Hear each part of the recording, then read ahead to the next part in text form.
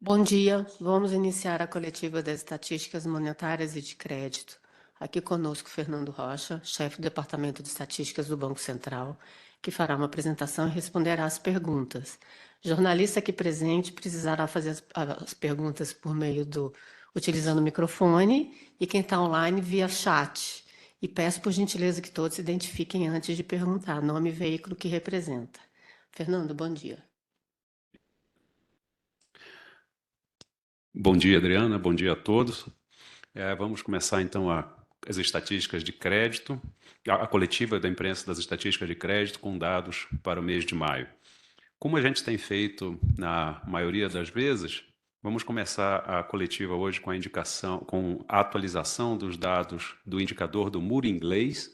O muro inglês é aquela estatística que compara o endividamento das pessoas com cartão de crédito com o valor original da dívida, né? Foi aprovada há um tempo atrás uma lei que limita essa relação a 100%, ou seja, a dívida, os encargos oriundos do atraso de pagamento só podem ser igual ao valor da dívida original e quando esse montante chega a 100%, tem que interromper o acúmulo de juros sobre aquele estoque. Então, nos dados que estão publicados pelo Banco Central hoje, nós podemos ver que da amostra de 15 empresas que nós utilizamos, representando mais ou menos 80% desse mercado, 4 dessas 15 já registraram para o seu percentil mais alto, ou seja, para aqueles clientes com as maiores dívidas, esse percentual de 100%, a partir do qual se interrompe a acumulação de juros e mostra a efetividade da legislação. Nessa mesma base de 15 instituições, nós temos duas outras que registraram, por seu percentil mais elevado, taxas acima de 95%, e outras duas com percentuais entre 90% e 95%. Então, nós temos 8 das 15 empresas mostrando que para os seus clientes que estão há mais tempo com dívida no cartão de crédito ou que têm taxas de juros mais altas, a relação entre a dívida que eles acumularam e o valor, entre os juros e encargos que acumularam e o valor da dívida original, já se aproxima bastante, ou chegou a 100% ou está acima de 90%. Mas esse indicador, como apresenta as instituições individualmente, também permite ver a diferença, diferentes critérios de definição de taxa de juros e diferentes critérios de contabilização dessa taxa, regras para renegociar dívidas. Então, para esses indicadores, para esses devedores os mais endividados em cada instituição financeira, a taxa, o valor, o percentual que nós mostramos hoje está entre 56,7% e 100%, mostrando uma diferença significativa entre instituições financeiras, né? Esse indicador também permite que a gente observe os vários, a variedade da escala de devedores, os 25%, o percentil 25% dos menores devedores, a mediana da distribuição dos devedores nas instituições, o percentil 75%, todos eles ficaram mais ou menos estáveis com a seguinte distribuição. No caso do percentil 25%, nós temos, em média, esses devedores acumularam juros que correspondem a 5,3% da dívida original. A mediana da distribuição, o percentil 50%, é algo como 13%, quase 14% de juros já acumulados em relação à dívida original. No percentil 75%, isso sobe para 26%. E já no percentil 99%, que provavelmente são aqueles devedores que ficaram mais tempo com essa dívida, e aí os juros sobem geometricamente, a gente tem, na média das 15 instituições, no percentil 99%, uma taxa de 84%. Então, a gente tem uma distribuição de cada quartil desses devedores de cada instituição financeira, com 5%, 13%, 26% e 84%. Então, esse indicador mostra a efetividade da legislação, que não mais permite que se acumulem juros acima do valor original da própria dívida, mas permite também mostrar a distribuição desses devedores em cada percentil, seja na média das 15 instituições ou em cada instituição individualmente, e dentro de na comparação entre instituições, para o mesmo percentil, a diferença, né, que decorre de diferentes taxas de juros, diferentes pool de clientes ou então de critérios para interromper essa cobrança. Né? Indo para a nota de imprensa propriamente dita, na tabela 1 da nota de imprensa que foi publicada hoje, né, vocês vão encontrar o chamado crédito ampliado ao setor não financeiro. Esse crédito ampliado ao setor não financeiro é a medida mais ampla de crédito que existe na economia brasileira, e quando a gente considera o crédito para famílias, empresas e para o governo, o total desse crédito ampliado chega a 19 trilhões de reais, 19,1 trilhões de reais, para ser mais preciso, o que é um pouco mais de 1,5 vezes o PIB brasileiro, 157% do PIB. Né?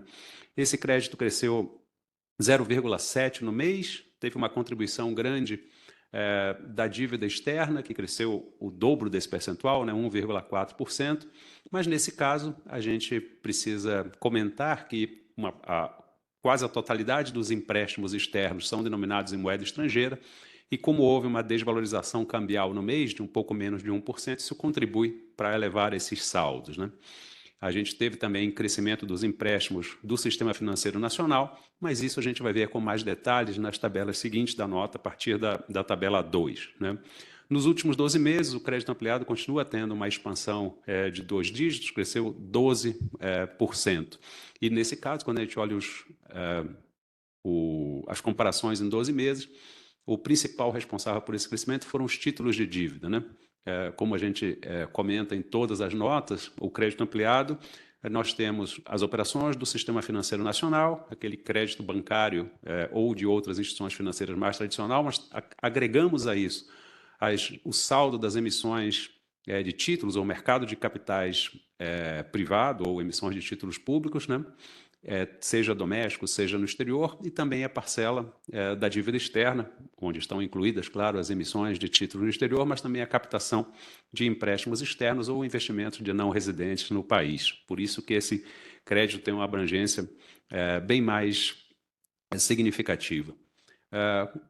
Eu acho importante focar no crédito ampliado para empresas, porque aí a gente vê, no caso das pessoas jurídicas, como o seu acesso a capitais de terceiros se distribui entre empréstimos, colocações de títulos privados ou captações e empréstimos no mercado internacional. Né? O crédito ampliado para empresas representa 6,7 trilhões no final do mês de maio, ou 55% do PIB aproximadamente, e também continua a expansão, cresceu mais do que o crédito ampliado total, 0,8% no mês, 13,7% nos últimos 12 meses. Né? A gente destaca novamente aqui os empréstimos do Sistema Financeiro Nacional e os empréstimos externos, também ressaltando o papel da desvalorização cambial, esses para o mês de maio. E quando a gente olha nos últimos 12 meses, né, é o mercado de títulos de dívida, ou seja, o mercado de capitais privados, que tem puxado o crescimento desse crédito ampliado a empresas, né, com expansão de 21%. Né?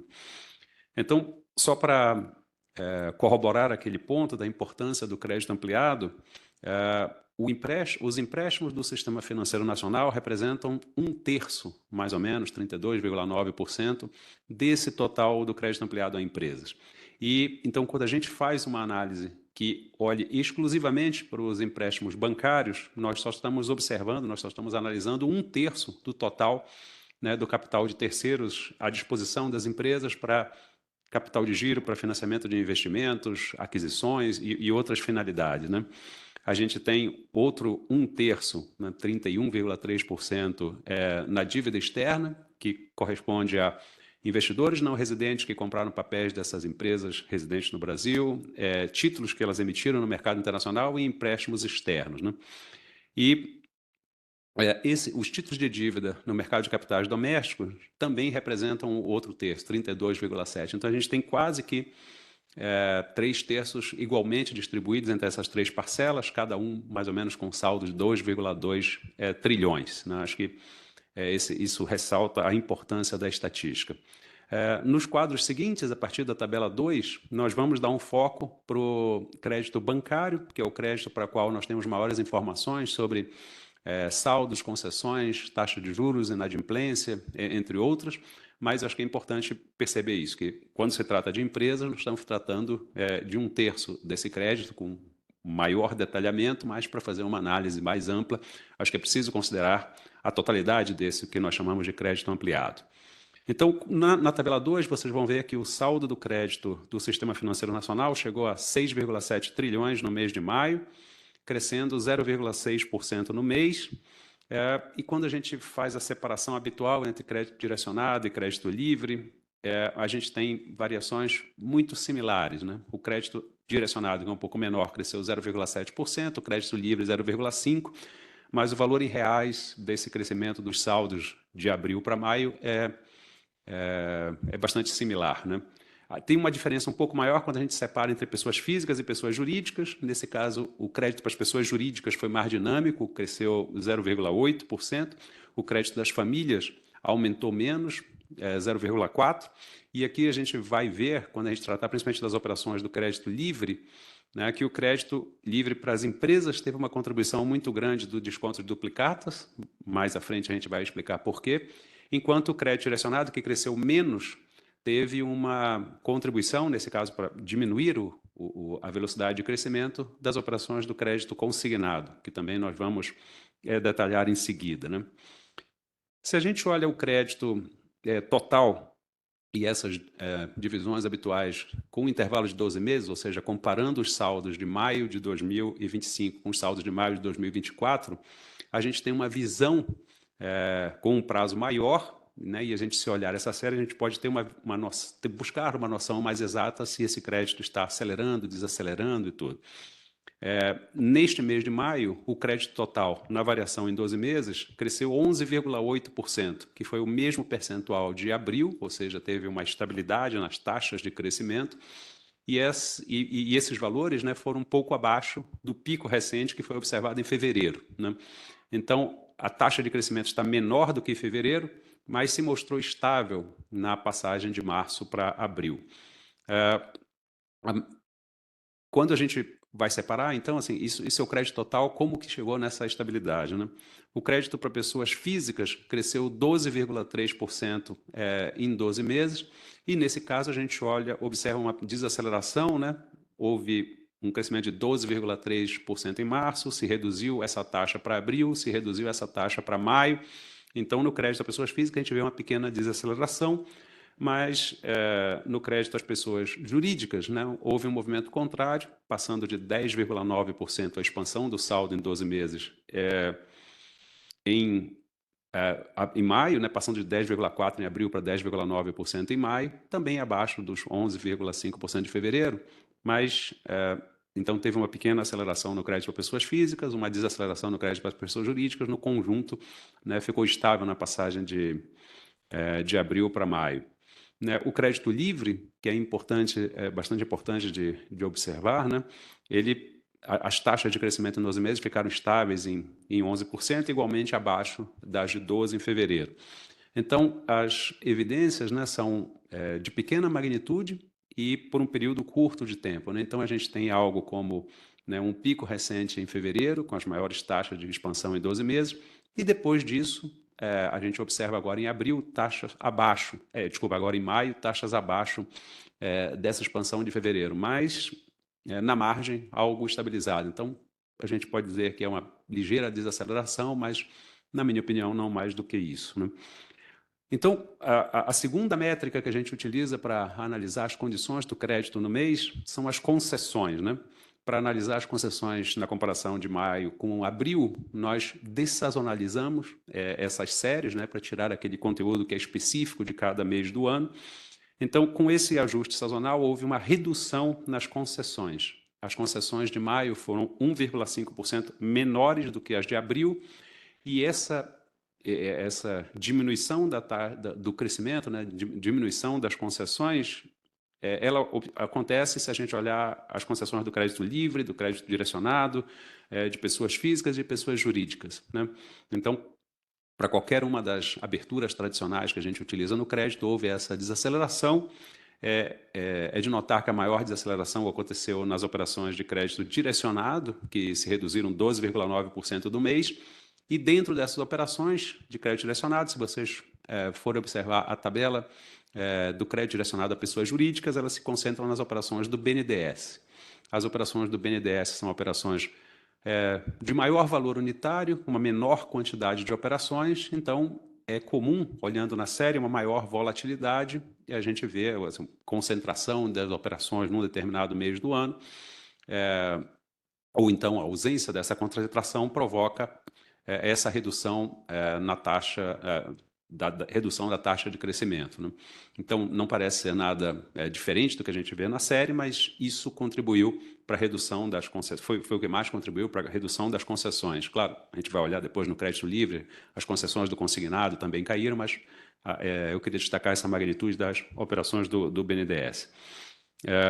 Nos 12 meses, continua tendo um crescimento de 2 dígitos nas concessões, 13,8%, puxado pelas operações do crédito livre, que expandiram 14,8%, né?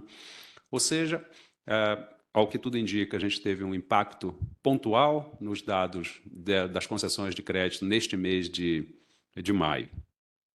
Quando a gente olha a taxa de juros parece continuar na trajetória de elevação que a gente tem visto já há algum tempo, que ela é uma trajetória consistente com o ciclo da política monetária. Agora, em maio, houve uma ligeira alta de 0,1 ponto percentual nas taxas de juros, que chegaram a 31,5%.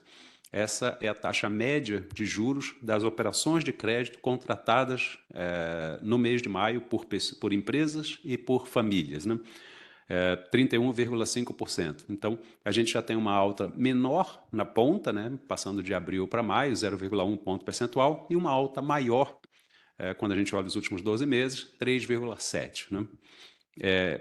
Se a gente faz a distribuição para achar em qual tipo, qual modalidade de operações de crédito aconteceu essa alta, nas taxas de juros, são principalmente nas operações de crédito livre. Faz sentido, né? As operações de crédito livre elas se caracterizam por não ter uma regra legal para definição de taxa de juros. As operações do direcionado, por exemplo, ficaram estáveis, né? Tiveram uma ligeira variação de menos 0,1%, enquanto as taxas de juros do crédito livre cresceram 0,6 ponto percentual, né?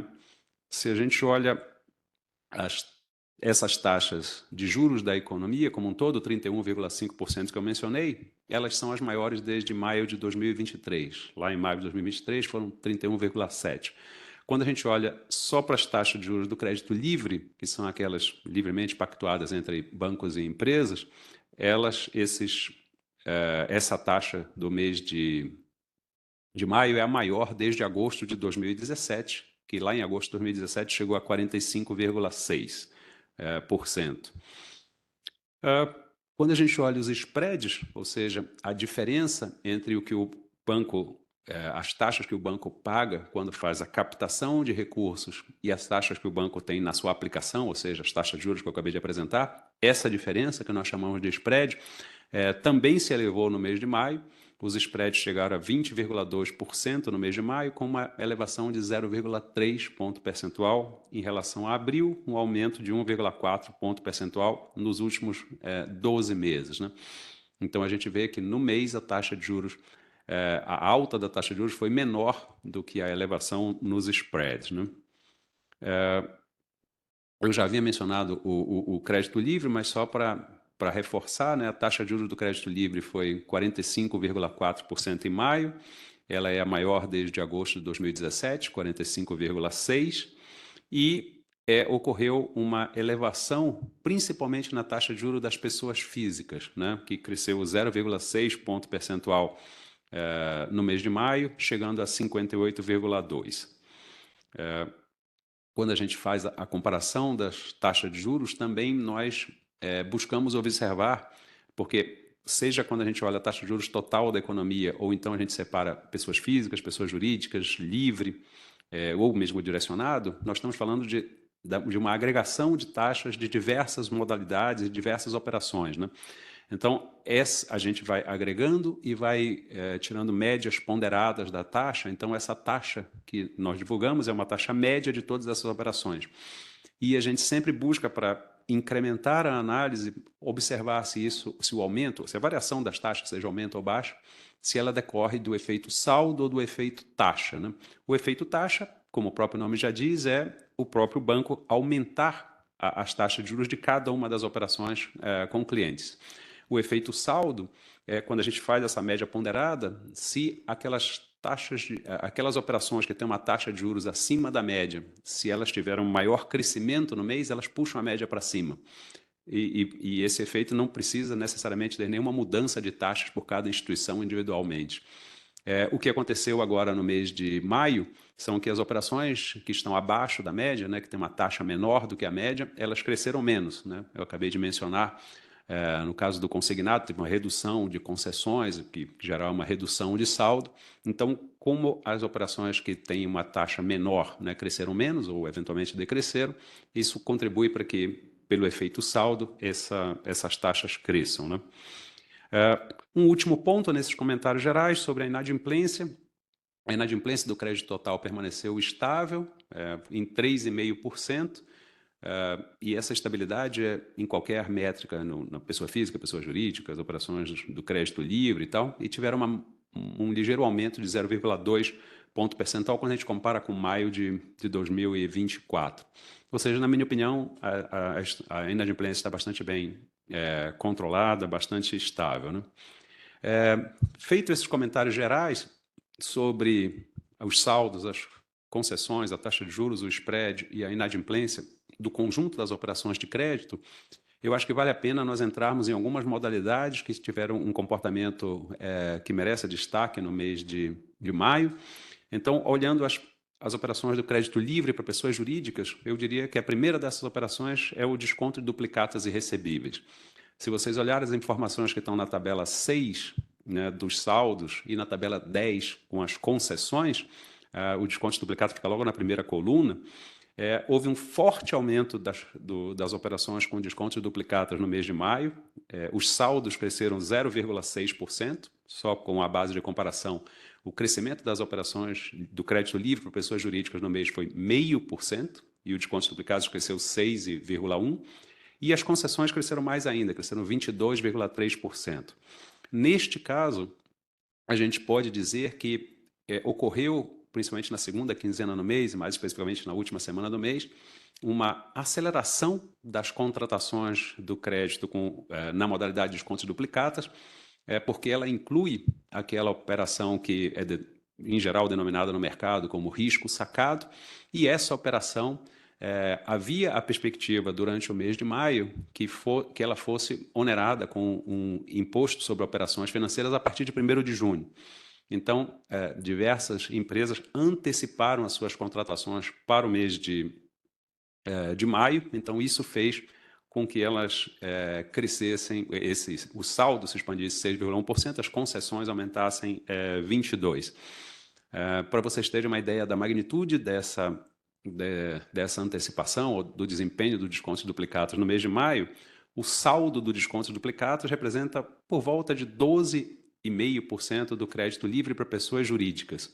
Mas, se nós observarmos a variação nominal do crédito livre para pessoas jurídicas, foi 7,9 bilhões, enquanto o saldo do desconto de duplicatas cresceu 11,4 bilhões, ou seja, é quase como se a gente pudesse dizer que todo o crescimento do crédito livre para pessoas jurídicas no mês de maio fosse devido às operações com descontos duplicatas. Isso também é verdade quando a gente faz a mesma conta para as concessões. As concessões do desconto duplicatas são 27%, 28% quase do total, e o aumento das concessões no crédito livre para pessoas jurídicas foi de 5 bilhões no mês. O aumento das concessões de descontos duplicados foi 16 bilhões no mês, né? Então, acho que isso dá uma magnitude. Com essa ampliação das operações de descontos duplicatas, a taxa de juros se elevou 0,5 ponto percentual no mês, né?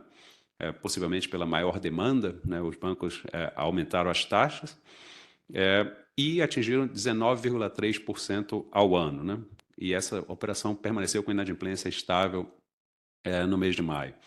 O contraponto disso, né, são as operações de capital de giro. O capital de giro é provavelmente a maior modalidade do crédito livre para pessoas jurídicas e teve uma redução nos seus saldos de 0,7% no mês e um crescimento muito pequeno quando a gente olha os últimos 12 meses, né, um crescimento de 3,5%. é bastante provável que nas operações de capital de giro esteja tendo substituição por colocações no mercado de capitais, que eu já mencionei da primeira parte da coletiva, né? No mês de maio, essas operações do capital de giro foram, digamos assim, puxadas para baixo pelas contratações de operações de curto prazo. O capital de giro de curto prazo teve uma redução no mês de 7,3%. Também houve redução nas concessões, no capital de giro total elas caíram 3%, o capital de giro de curto prazo caíram 16%, mostrando a mesma trajetória. Mesmo com essas variações, a taxa de juros da operação permaneceu estável no mês de maio, em 23,6%. Então, são operações, modalidades significativas dentro das operações com pessoas jurídicas que ajudam a explicar o desempenho da pessoa jurídica e também se refletem naquele desempenho mais agregado que eu havia mencionado antes. Um comentário sobre as operações do crédito direcionado para pessoas jurídicas, né? A gente nota um crescimento de 1,3% no mês, né, puxado no aumento das operações com crédito rural, e numa coluna que na tabela 8, ela está denominada como outros, né? Mas essa coluna outros inclui aquele conjunto de programas que estão sendo feitos de crédito incentivado governamental, que estão sendo feitos para a empresa, incluindo o Pronamp, né? Então, tanto o crédito rural quanto essa coluna de outros, estimulada pelo Pronamp e outros programas, tiveram aumento no mês. E diminuíram o dinamismo, digamos assim, das operações do crédito direcionado para pessoas jurídicas, o recuo nas concessões das operações do BNDES, que chegaram a 28,8% no mês. Claro, tem uma base de comparação bastante elevada no mês de abril e tem uma redução, até certo ponto natural, no mês de maio. É aquilo que eu já havia mencionado antes sobre a volatilidade, né? Nos últimos 12 meses, as operações do BNDES crescem 16,2%. Passando por crédito livre para pessoas jurídicas, nesse caso, a gente acha que o destaque vai para as operações do crédito consignado, para o crédito não consignado, e vamos comentar o cartão de crédito também. No crédito consignado, a gente teve uma estabilidade dos saldos no mês de maio, na comparação com abril. Eles variaram menos 0,1%. Economicamente, a gente pode dizer que é uma estabilidade, mas teve um desempenho oposto entre as suas submodalidades, né? Houve uma redução dos saldos no consignado para servidores públicos e beneficiários do INSS e um aumento nos saldos do crédito consignado para o setor privado. E é de destacar que no crédito consignado para o setor privado está incluída uma boa parte das operações do chamado crédito ao trabalhador, né? Então, nesse caso, em abril, foi o primeiro mês completo das operações do novo crédito ao trabalhador, o consignado do setor privado cresceu 6,8%. No mês de maio, essa taxa de crescimento foi um pouco menor, de 4,1%, mas ainda é uma taxa mensal bastante significativa. No caso das operações das demais modalidades, principalmente no crédito consignado a beneficiários do INSS, nós tivemos um período no mês em que essas operações praticamente pararam, porque foram bloqueadas as novas consignações para contratações dessa modalidade de crédito. Isso contribuiu para a redução no seu saldo, né? Uma coisa que eu deveria ter mencionado, esqueci de falar, no consignado privado, com esse dinamismo recente que ele tem observado, a gente tem o saldo de 46,6 bilhões, novamente o recorde da série, né? Na coletiva do mês passado, a gente mencionou isso e agora, novamente. Então, ela está com o saldo o maior da série, né? Nos últimos 12 meses, a gente tem taxas de crescimento mais significativas, né? Ou seja, a gente teve uma estabilidade no mês de maio, que foi composta por redução nos saldos do crédito consignado ao setor público e beneficiários do INSS, e um aumento dos saldos ao setor privado, mas nos 12 meses a gente tem um crescimento de 14,9% no crédito ao setor privado, puxado por esse dinamismo na ponta, 10,6% para beneficiários do INSS e 5,4% para servidores públicos, todos eles crescendo, né? Quando a gente olha as concessões, esse desempenho que eu mostrei para os saldos fica mais evidente ainda, né? No caso do INSS, quer dizer, o consignado para aposentados e beneficiários do INSS, as concessões no mês de maio foram 55% menores do que as concessões de abril. As concessões de abril chegaram de maio a 3 bilhões de reais, em abril tinham sido por volta de 7, né? Nesse caso específico, é aquele ponto que a gente estava mencionando, houve uma decisão, né, do INSS no dia 7 de maio, se eu não estou enganado, primeiro fazer um bloqueio às novas consignações e depois fazer uma nova forma de que os beneficiários tinham que tomar ações para desbloquear as suas contas, né, para que pudessem fazer consignações, captar operações de crédito nessa modalidade de consignado para beneficiários do INSS. Isso interrompeu a concessão dessa modalidade por uma parte significativa do mês e resultou em menores concessões. Quando a gente olha o cenário do crédito consignado ao setor privado, a gente tem um cenário diferente, né, com concessões mensais de 3,1 bilhões, mas que também representaram uma queda de 45% em relação às concessões de abril. Em abril, as concessões do crédito consignado privado chegaram a 5,6%. Embora as concessões tenham se reduzido nos dois casos, é importante a gente marcar a diferença, né? Houve uma ação regulatória no primeiro caso, o INSS, e no segundo caso é uma questão de base de comparação.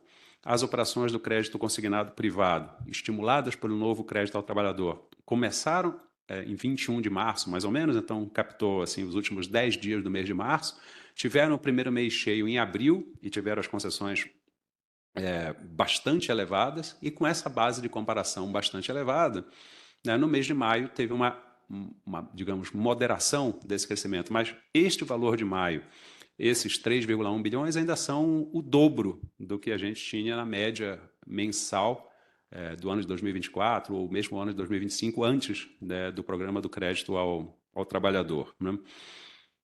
Para o mês de junho, por exemplo, a gente ainda não tem as estatísticas, mas no mês de junho foi implementada a portabilidade interbancária dessas operações. Imagina-se que no futuro próximo será implementado também o uso, a vinculação dessa consignação com garantias do FGTS. Então, nos parece ter uma moderação agora no mês de maio, mas isso não indica trajetória futura, né? E também o desempenho do mês de maio no crédito ao consignado para o INSS também não indica trajetória futura, ao meu ver. As taxas de juros do consignado, acho que a gente tem um destaque, a redução de 3,5 pontos percentuais no mês para as operações com o trabalhador do setor privado. Acho que, se vocês lembram, a série, né, esse novo crédito consignado aumentou muito as concessões de crédito e isso resultou em um aumento das taxas, que passaram aproximadamente de 40% em fevereiro para 44% em março, para quase 59% em abril, e agora elas se reduziram 3,5 pontos percentuais e chegaram a 55,6%, né, por cento.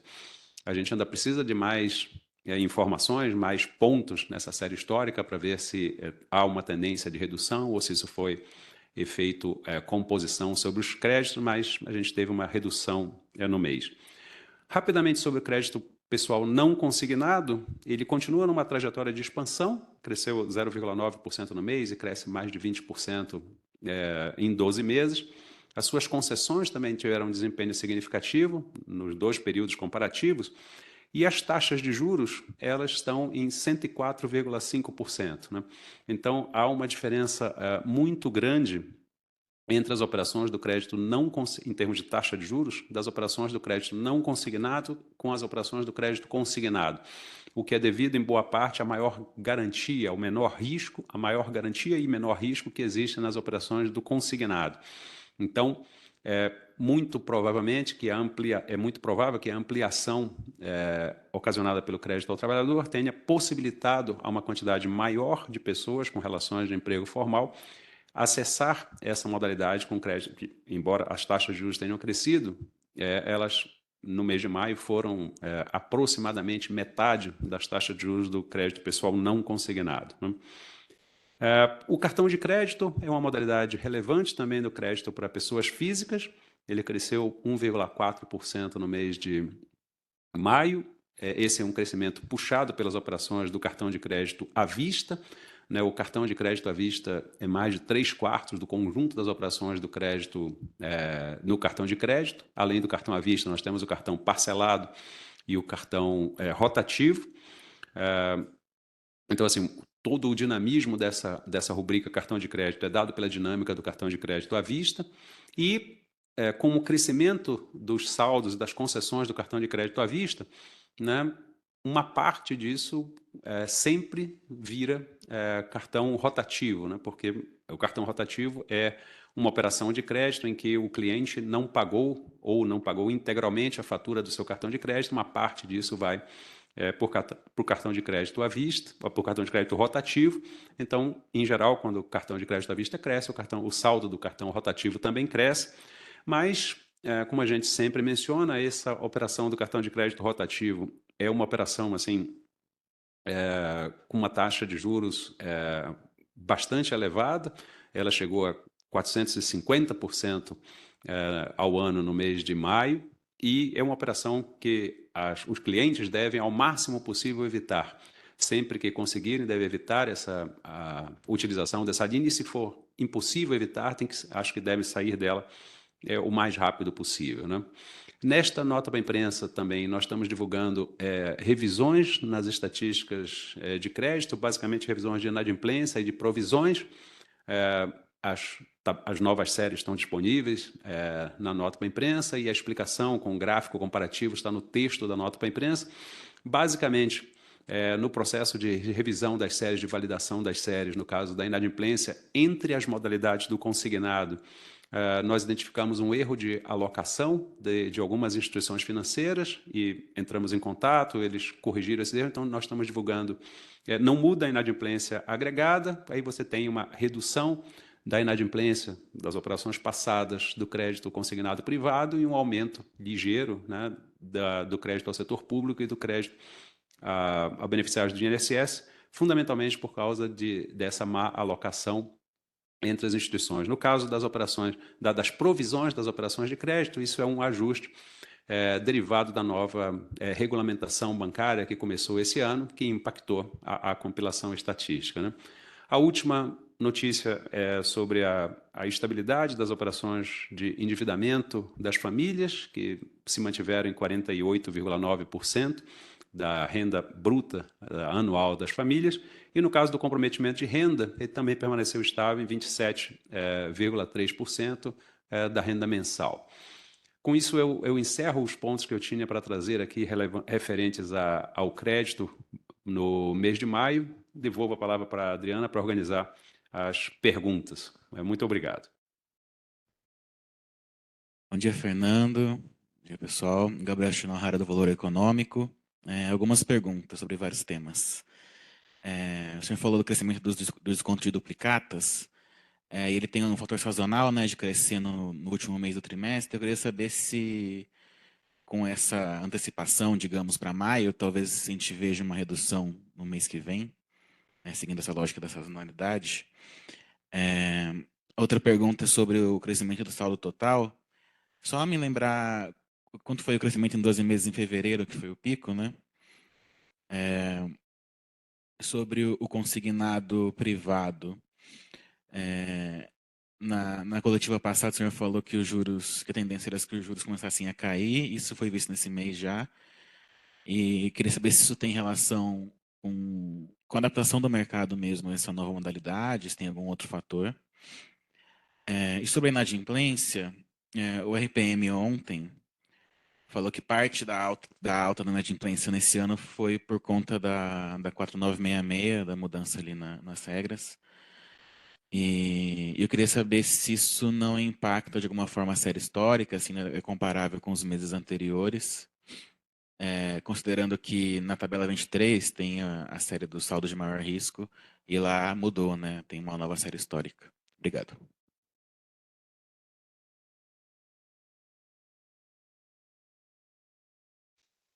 Opa, ótimas perguntas, Gabriel. Vamos, então, uma por uma, né? O desconto de duplicatas. Só para relembrar, as informações do descontos duplicados estão na tabela 6, quando a gente se refere aos saldos, e na tabela 10, quando a gente fala das concessões, né? O que o Gabriel se referiu? Essa operação de descontos duplicados, uma parte importante delas, uma parte bastante significativa do saldo, tem um comportamento sazonal bastante característico que se transfere para o saldo como um todo. O que é esse comportamento? Há uma demanda muito grande por crédito a cada final de trimestre. Então, quando se olhar na série histórica, a gente vai sempre ver um crescimento grande, seja nos saldos, seja nas concessões, de fevereiro para março, de maio para junho, de agosto para setembro ou de novembro para dezembro. Então, o último mês do trimestre, maio, junho, setembro e dezembro, são meses muito fortes, né? A gente destaca o caráter sazonal dessa operação porque não é para se ter uma interpretação de que cresceu, sei lá, 20% de agosto para setembro. Então, essa linha de crédito estava... Não, isso é um efeito sazonal esperado do mês. E também é errado dizer que quando passa de setembro para outubro, caiu 20%, ou seja, devolveu essa operação, esse crédito, ou caiu 15%. Então, você tem que considerar esse efeito sazonal para ver qual é a análise correta, né? Então, o que aconteceu esse mês? O que aconteceu no mês de maio não tem nada a ver com esse padrão sazonal, né? A gente tinha, ao longo do mês, um comportamento dessa série dentro do esperado, com uma taxa de crescimento dentro do esperado, e quando foi mencionado que passaria a haver, a partir de 1º de junho, um imposto sobre essas operações, foi antecipada a demanda de junho para maio, e houve uma contratação muito forte no mês. As concessões mensais cresceram 22%. Se a gente dividisse o mês em dois e comparasse a segunda metade do mês com a primeira metade, você teria uma taxa de crescimento ainda maior, né? Então, uma parte disso nós acreditamos que é antecipação de contratações de operação. Se isso for verdade, a gente vai ver um mês de junho um pouco mais fraco. Ou seja, mesmo o mês de junho se caracterizando sazonalmente por uma maior demanda por esse tipo de crédito e os bancos sancionando esse tipo de operações, pode haver um desempenho no mês de junho aquém do sazonal pela essa antecipação regulatória, né? Então, essa é a primeira pergunta.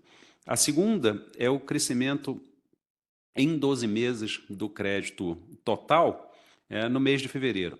A gente tem o seguinte desempenho neste ano. Em fevereiro, o crédito total, nessa comparação de 12 meses, fevereiro de 25 com fevereiro de 24, cresceu 12,3%.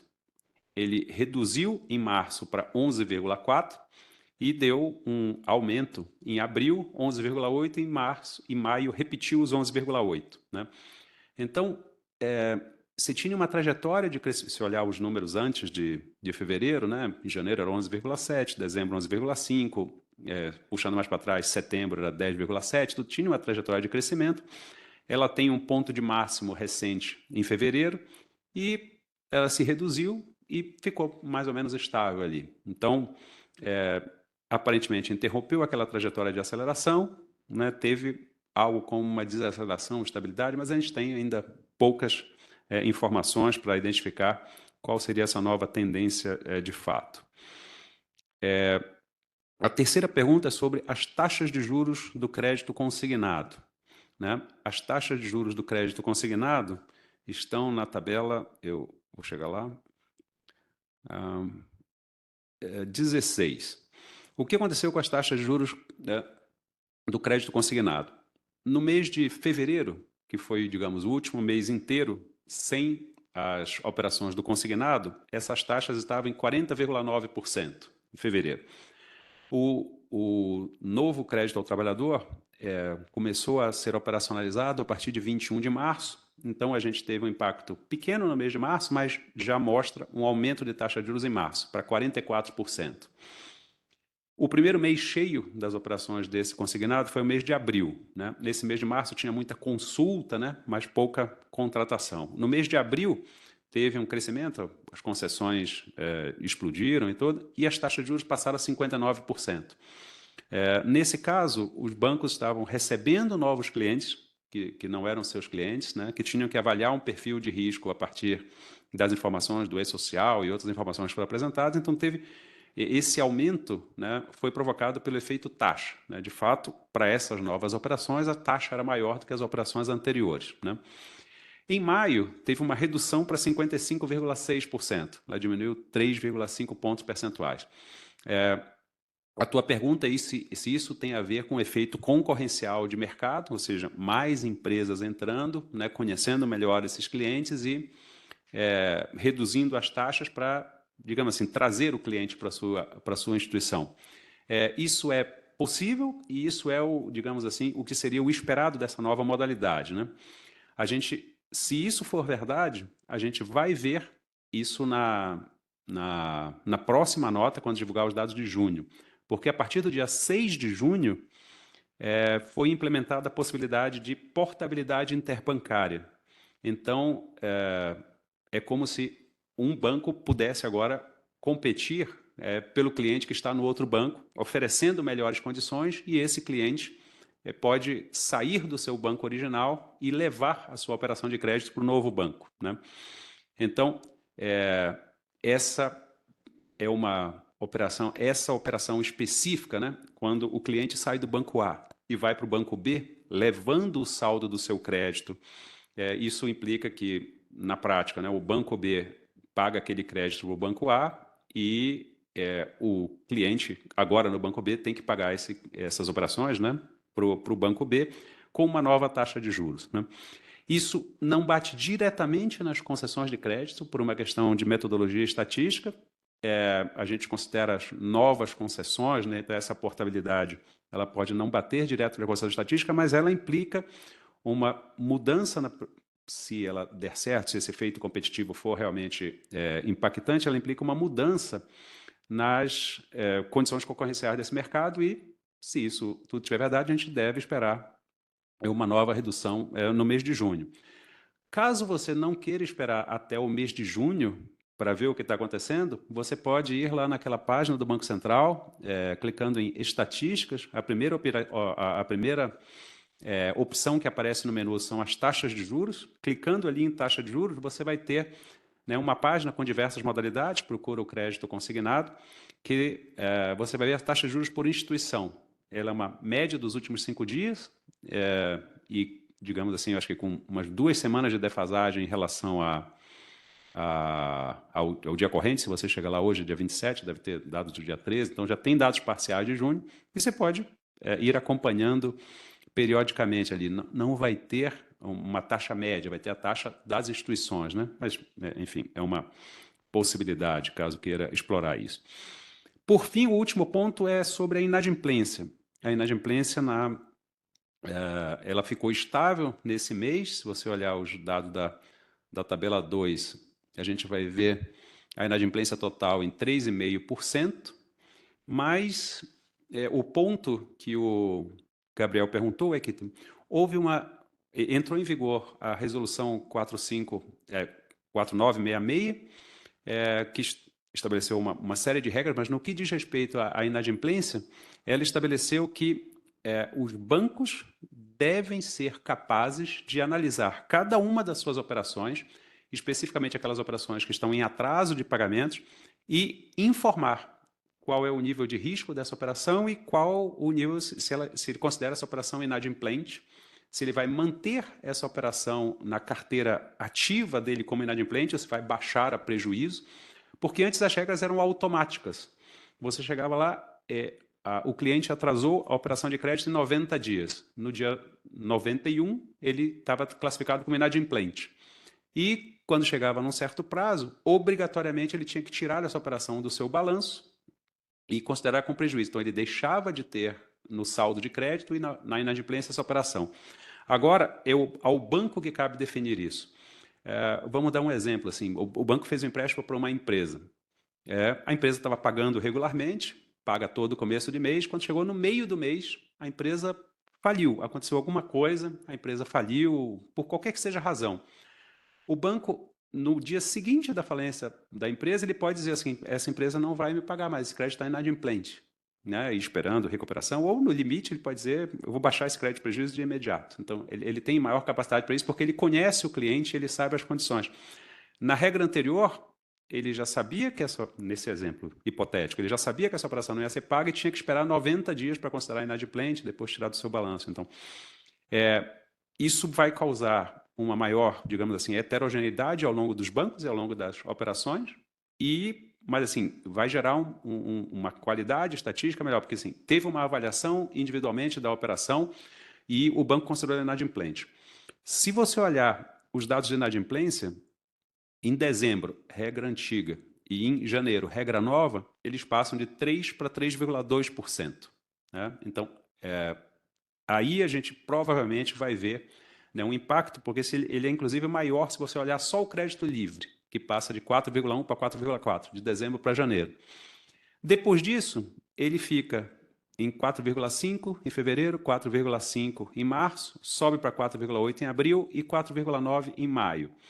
Então, a gente estava comentando esses dados na ponta, né? Estabilidade para o total, tem essa variação de 0,1 no livre, estabilidade na PJ, na PF. Na passagem de abril para maio, é possível que os bancos ainda estejam ajustando os seus sistemas internos para essa nova regra, então tenha um efeito de variação de inadimplência por essa nova regra, mas essa variação de inadimplência pode ter para os dois lados. Não é necessário, essa regra não implica um aumento de inadimplência por si, né? Os bancos chegaram lá e teve esse impacto de dezembro para janeiro e agora eles estão ajustando o sistema. Então, é provável que tenha um misto, né, das duas coisas, mas sim, ainda tem um impacto da 4966. E isso está vinculado ao saldo de maior risco, né, que você mencionou. Bom, acho que eu respondi as 4.